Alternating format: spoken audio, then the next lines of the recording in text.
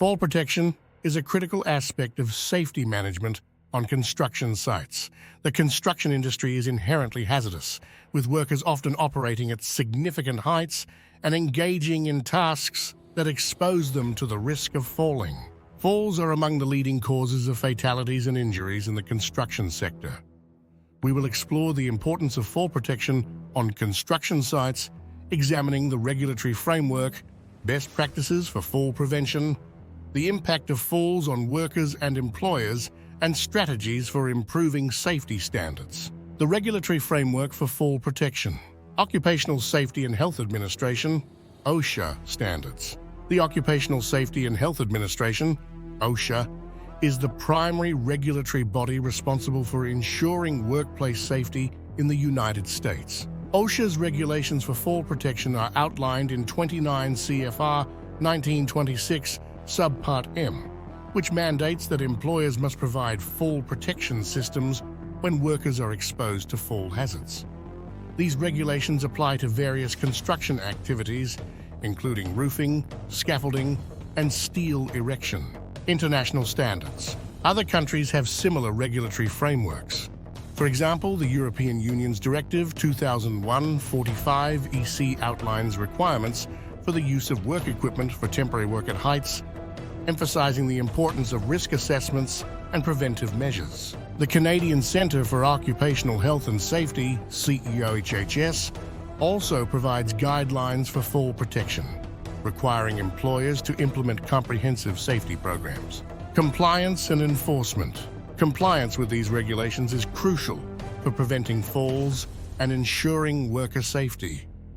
Employers must conduct regular inspections, provide appropriate training, and enforce safety protocols. Failure to comply can result in significant penalties, including fines and legal action.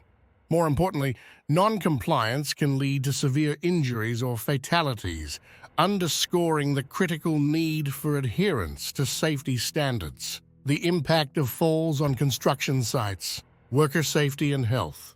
Falls can result in serious injuries, including fractures, spinal cord injuries, traumatic brain injuries, and even death. The physical and psychological impact on workers and their families can be devastating. Injured workers may face prolonged recovery periods, chronic pain, and permanent disabilities, which can affect their quality of life and ability to work. Economic consequences. The economic impact of falls extends beyond the injured worker. Employers face direct costs, such as medical expenses, workers' compensation claims, and legal fees. Indirect costs include lost productivity, project delays, and increased insurance premiums. According to the National Safety Council, workplace injuries cost U.S. employers over $170 billion annually, highlighting the financial burden of inadequate fall protection, legal and reputational risks. Employers who fail to provide adequate fall protection can face legal action from injured workers or their families. Lawsuits can result in substantial settlements or judgments, further exacerbating the financial impact. Additionally, incidents of falls can damage an employer's reputation, leading to a loss of trust among clients, partners, and the public.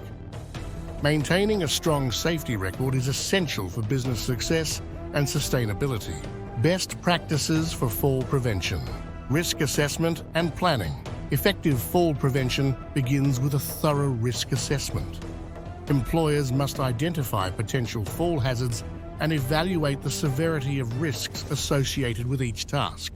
This assessment should inform the development of a fall protection plan, outlining specific measures to mitigate identified risks. Engineering controls. Engineering controls are physical modifications to the work environment that eliminate or reduce fall hazards.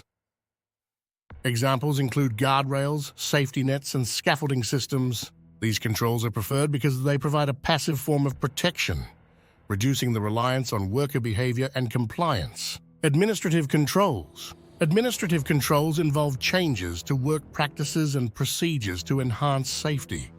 These measures include establishing safe work protocols, scheduling tasks to minimize exposure to fall hazards, and implementing regular safety inspections. Administrative controls also encompass training programs that educate workers on the proper use of fall protection equipment and safe work practices. Personal protective equipment, PPE.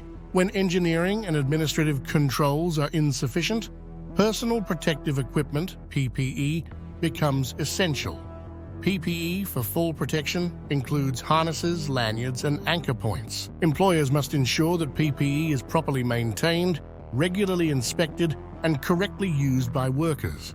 Providing training on the correct use and limitations of PPE is crucial for maximizing its effectiveness. Safety training and culture. Creating a culture of safety is fundamental to preventing falls. Employers must invest in comprehensive safety training programs that educate workers on hazard recognition, safe work practices, and emergency procedures. Encouraging workers to actively participate in safety initiatives and report hazards without fear of reprisal fosters a proactive safety culture. Strategies for improving fall protection. Technological innovations. Advancements in technology offer new opportunities for enhancing fall protection. Wearable devices such as smart helmets and harnesses can monitor worker movements and provide real-time alerts in the event of a fall. Drones can be used for site inspections, identifying potential hazards from a safe distance. Additionally, virtual reality (VR) training programs can simulate high-risk scenarios, allowing workers to practice safe behaviors in a controlled environment. Collaboration and communication. Effective fall protection requires collaboration and communication among all stakeholders, including employers, workers, safety professionals, and regulatory bodies.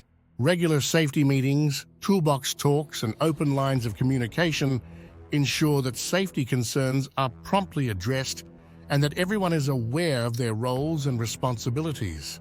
Continuous improvement. Fall protection is an ongoing process that requires continuous improvement.